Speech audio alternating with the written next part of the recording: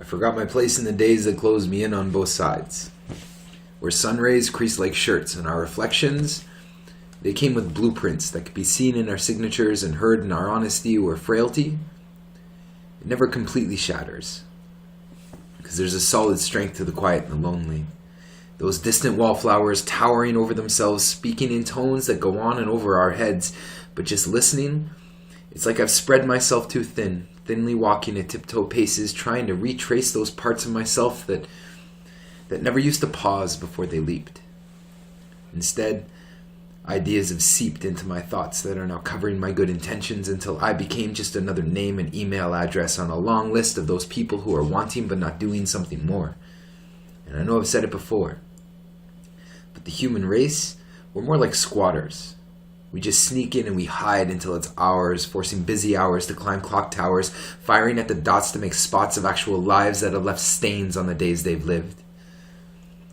I want to become my own confession, because my life's been this obsession that I've lived, but it's like the words, they tie me down from the things I need to say, and in the midst of this morning, I can barely see rainbows through my clouded eyes, but I can still stand longer than you can run.